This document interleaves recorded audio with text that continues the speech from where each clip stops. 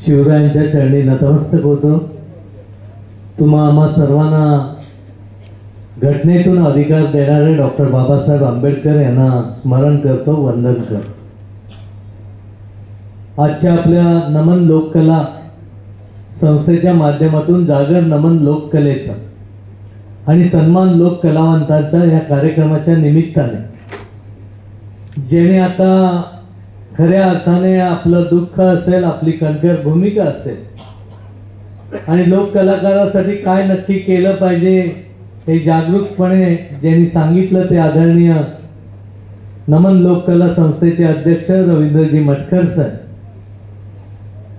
ही कला सर्वार्थाने लोकांपर्यंत पोहोचवण्याचं काम आणि तुमचं आमचं चिपळूणचं रत्नागिरी जिल्ह्याचं नाव नुसत्या महाराष्ट्रात नव्हे तर जगामध्ये परदेशापर्यंत पोहोचवण्याचं काम ज्यांच्या कलेतून झालं तर आमच्याच संस्थेचा पण विद्यार्थी आमचा चिपळूणचाही आहे आणि आपल्या सर्वांचाच लाडका आहे तो ओंकार भोजने। व्यासपीठावर उपस्थित असलेले पाहुण्यांपैकी आदरणीय दत्तारामजी आयरे ज्यांचा मगाशी उल्लेख केला। आपल्याला माहिती आहे तुमच्यापैकी अनेक जण आता इथं आमचे खाली हरेकर साहेब आहेत, इतर अनेक जण आहेत। हे दत्ताराम आयरे त्यांच्या काळात कुठं कार्यक्रम असेल तर सायकलनी पण जायचो आम्ही तिथं बघायला, कारण त्यावेळेपासून ते त्या नमन कलामध्ये अमिताभ बच्चन जसा स्थानावर असायचा तर दत्ताबुवा आयरेचं नाव त्यावेळेपासून आपल्याला सर्वांनाच माहिती आहे। ते दत्ताराम आयरे साहेब, उपस्थित असलेले अभयदादा सहस्रबुद्धे, त्याचबरोबर आमचे उमेशजी सकपाळ, विनायकजी खानविलकर, वाहतूक पोलीस निरीक्षक पवार साहेब, त्यांचे सर्व सहकारी, चव्हाण साहेब, त्याचबरोबर वीर गुलाबराव राजे, सुयोगजी चव्हाण, आदित्यताई देशपांडे, पूजा निकम, मोहन पाडावे, ज्यांचं उत्स्फूर्त भाषण देखील आपण ऐकलं ते निलेशजी सुर्वे। माझ्या समोर देखील असे अनेक जण आहेत की सगळ्यांचीच नावं खऱ्या अर्थाने घेतली पाहिजे। त्यामध्ये आमचा लोककलेसाठी झटणारा योगेशजी बांडागळे असतील, बुवा असतील, इतर सर्व आदरणीय मान्यवर, माझ्या सगळ्या भगिनी लोक कलाकार ज्यांना पुरस्कार आपण देऊन सन्मानित करणार आहोत ते सर्व पुरस्कार्थी, सन्मानार्थी पत्रकार मित्र, बंधू आणि भगिनी। सुरुवातीला मी आपली मनापासून दिलगिरी एवढ्यासाठी व्यक्त करेन की 11चा कार्यक्रम होता, मी शाहीदभाई आणि शाहीदभाईंचं नाव चुकून राहिलं, या सगळ्यामध्ये जे पुढाकाराने सातत्याने कुठेही असू दे, शाहीदभाई इथं परीक्षेत जा, इकडं काहीतरी करा, कुठेही सांगावं हक्काने, तिथं तिथं शाहीदभाई हक्काने जातात आणि या कलेसाठी झटून घेतात ते शाहीदभाई। त्यांनी मला सांगितलं होतं 11 म्हणजे 11 वाजताच या, कारण कार्यक्रम लवकर बराच आहे, पण अडचण एवढीच झाली की 87-86ची BEdची 120 मुलांची बॅच तिथे आली आणि पुऱ्या महाराष्ट्रातून मुलं आली। जवळजवळ आज 30-35-36 वर्षाने आल्यामुळे थोडंसं वेळ 5-10 मिनिटं देणं गरजेचं होतं, म्हणून मला उशीर झाला।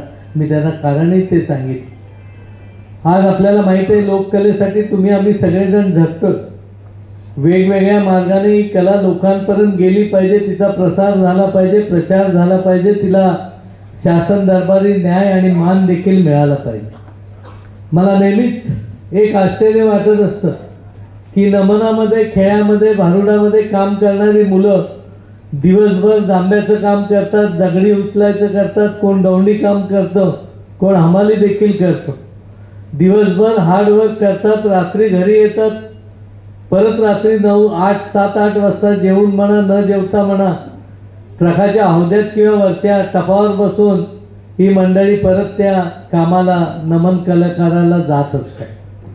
जवळपास नमन आता हल्ली 12-2 वाजे पण आटपतात, पूर्वी 4 वाजायचे, 5 वाजायचे, 6 देखील वाजायचे आणि मग तिथून आल्यावर परत दुसऱ्या दिवशी सकाळी 8 पर्यंत कामावर देखील हजर होतात। त्या मुलांमध्ये एवढा स्टॅमिना येतो कुठून, हा खऱ्या अर्थाने प्रश्न।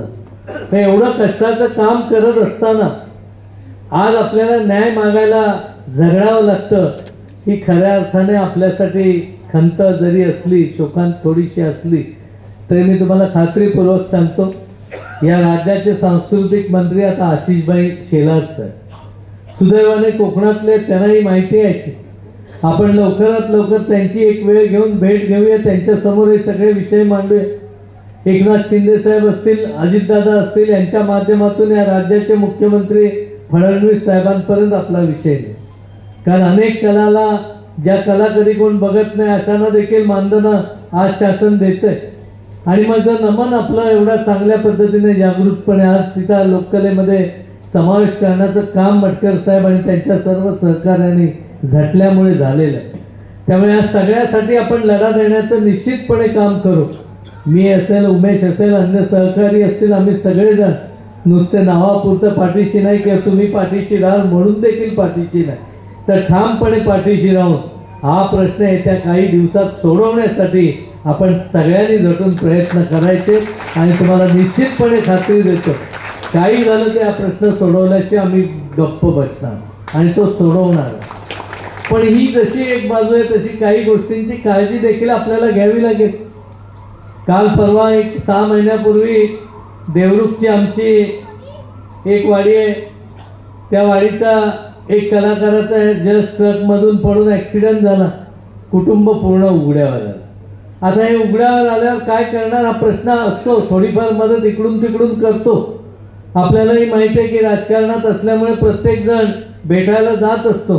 पण साधारण 12व 13व झालं की ज्या त्या कुटुंबाला ज्याचं त्याचं आपलं आपल्यालाच करावं लागत असतं. नंतर कोण किती जरी पक्षासाठी काम करणारा असला ते कोण फारसा विचारात जात नसतो. त्यामुळे कुठेतरी संघटित येऊन आपल्याला देखील ग्रुप इन्शुरन्सचा लाभ ह्या लोकांना कशा पद्धतीने देत आहे. आणि मग अशा वेळी या नमन संघटनेला मदत करायची असेल तर उमेश आहे, मी आहे, अनेक जण आहेत मदत करणाऱ्या. काही संघटना आपण उभ्या करू, काही पैसे उभे करण्याचं काम आपण देखील वेगवेगळ्या माध्यमातून करू. आणि ह्या कलाकारांचं ग्रुप इन्शुरन्सच्या बाबतीतलं पण धोरण काहीतरी आपण ठरवावं असं एक मला वाटतं. मी मधल्या काळात आम्ही इथे आमचा बांडागळे आहेत, त्यांनी आणि आम्ही नमनाच्या सर्व ह्यांना पुरस्कार पण दिले होते. ते प्रकार त्या पद्धतीने अशा संघटना शोधून जे ॲक्टिव्ह नमन करणार आहेत त्यांच्या बाबतीत हा विचार आपण करावा. आणि त्यासाठी पुढाकार घेण्यासाठी मी आमच्या चिपळूण संगमेश्वर असेल, गुहागर असेल, आपण सगळ्यांनी मिळून एक चांगलं काय करता येईल याचा विचार आपण त्या माध्यमातून निश्चितपणे करू. मी आजच्या दिवशी आपल्याला एवढंच सांगेन की आज युती शासनाच्या माध्यमातून सर्व मुलींना मोफत शिक्षण देण्याचं शासनाचं धोरण. आज आपल्याकडे देखील त्या पद्धतीचं काम आपण केलं पाहिजे. नमन कला आदरणीय भास्कर शेठ जाधव देखील इथं आलेले, मी त्यांचा उल्लेख निश्चितपणे करणार होतो, तो वेगळ्या अर्थाने करणार होतो, परंतु ते देखील आज इथं आले. मी असेल किंवा भास्कर शेठ असेल, आम्ही दोघं तरी तुमच्या या सगळ्या प्रक्रियेमध्ये, मी गुहागरचा मगाशीच उल्लेख केला होता, चिपळूण आणि गुहागर पुरतं सीमित केला होता कारण मर्यादा आमची तेवढीच आहे म्हणून तेवढ्या पुरता साहेब केला होता की चिपळूण असेल किंवा गुहागर असेल या सगळ्या मतदारसंघात नमन कलेला प्रोत्साहन देण्याच्या दृष्टीने जे जे करता येणं शक्य आहे ते एकत्रितपणे करण्यासाठी आम्ही निश्चितपणे प्रयत्न करू. पुढच्याही काळात शासन दरबारी शेठ विरोधी पक्षात आहे आणि त्यांचा आवाज तुम्हाला माहित आहे, ते साधारण उभे राहिले उठले की मंत्री म्हणतो नाही तुमचा विषय हळूच सांगतात, ते नजर असते आम्हाला कळते की जरा जास्त बोलू नका, काय असेल केबिन मध्ये विषय सोडवण्याची भूमिका घेऊ.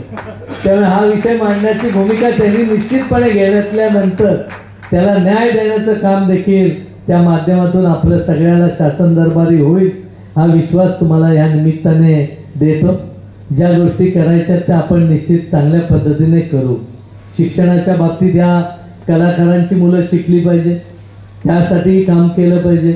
आमच्या कडेचं गाव एक असुर्ड आहे, तिथे आमचे एक हे होते गंगाराम खापरे म्हणून, बऱ्याच जणांना आता जुन्या लोकांना माहिती आहे, अतिशय प्रसिद्ध तबला वाजक, ढोलकी वाजक. म्हणजे नुसती थाप पडली की लोक धावत बघायला यायची. तुम्हाला कदाचित अंबतखोर असुर्ड अंबतखोर ते दोन्ही गावं एकत्र. आणि मग अशा कलाकार ज्यावेळी त्याला काही आजार होतात, काही अडचणी येतात, त्यावेळी ते कुटुंब खूप अडचणीत येतं. त्यामुळे पुरा झटणाऱ्या कलाकारांबाबतही मानधनाचा विषय, पेन्शनचे विषय, त्याचबरोबरही कलाकार असताना देखील त्यांना सपोर्ट देण्याची भूमिका आपण सगळ्यांनी मिळून घेऊया. इथं आज ओंकार भोजनेसारखा चिपळूण सारख्या छोट्या गावातून जाऊन सुट्टीच्या दिवसात तुम्हाला माहिती असेल नसेल मला माहीत नाही, पण कंदील असेल दिवाळीच्या दिवसात विकण्याचं काम तो करायचा आणि त्यातून त्या गोष्टी सगळ्या जमवत पुढे जाण्याचं काम त्याच्या माध्यमातून प्रचंड कष्ट आहे. आज ओंकारचं नाव झालंय, सगळं झालं म्हणून आम्ही सगळेजण म्हणतो ओंकार आमच्या मतदारसंघातला आमचा चिपळूणचा आहे. ज्यावेळी चमत्कार दाखवतो तेव्हा नमस्कार करणारे अनेक जण येत असतात, परंतु तिथपर्यंत जायला खूप कष्ट असतात. त्यामुळे ओंकारने केलेल्या कष्टामुळेच तो एवढा मोठा झालेला आहे. ओंकार आहे, प्रभाकर मोरे आहे, आता आमचा योगेश आहे, त्याचा मुलगा रुद्र आहे. ही सगळी मंडळी या ह्याच्यातून हळूहळू पुढे जात आहेत. अशा नवीन कलाकारांसाठी देखील आपल्याला एक चांगलं व्यासपीठ आणि त्यांना चांगला सपोर्ट देण्याची भूमिका देखील घेऊन आपल्याला पुढे काम करायचं आहे आणि आपण सगळे मिळून निश्चितपणे ते करू हा विश्वास देखील देतो. मी आता सहज त्याला विचारलं, पोलिसांची ॲडव्हर्टाईज केलीस, काय पैसे मिळाले काय? तो बोलला नाही, मी समाजकारण म्हणून केलं. खरं म्हटलं तर एवढा सामाजिक बांधिलकी जपण्याचं काम करतं, नवा कलाकारालाही तो देतो आणि ते आपलं वैभव आहे. असं वैभव जपण्याचं काम आपण करू. आजच्या दिवशी आपण सगळ्या नमन आणि लोककलेला सन्मान देण्याची भूमिका ठेवू. मटकर साहेब ज्या वेळी जमेल त्यावेळी मी आहे. शेठ तर कायम आहेतच, शेठचं वजन जास्त आहे. शेठला बघितल्यावरच तब्येतीने नाही, राजकीय वजन आणि शेवटी त्यांना शारदादेवीने दिलेली जे त्यांची सरस्वती सारखं त्यांचं आहे, त्याच्यामुळे बऱ्याच गोष्टी सहज साध्य होतात आणि यामध्ये त्यांचाही आधार घेऊन, कारण शेवटी कोकणामध्ये आपण संघटितपणे आपले प्रश्न मांडणं खूप गरजेचं आहे आणि त्या दृष्टीने हा प्रश्न सोडवण्यासाठी आम्ही कटिबद्ध. येत्या काही दिवसात आशिषजी असतील, आशिष शेलार आता सांस्कृतिक मंत्री, आणि त्यांच्या माध्यमातून हा राहिलेला प्रश्न सोडवायला आम्ही नक्की मदत करू. मी पुन्हा एकदा सगळ्यांना मनापासून धन्यवाद देतो की हा कार्यक्रम तुम्ही चिपळूणमध्ये घेतला. आता मुंबईत होता, पहिला वेगवेगळ्या ठिकाणी होता, पण चिपळूणमध्ये घेतल्याबद्दल तुम्हाला मनापासून धन्यवाद देतो.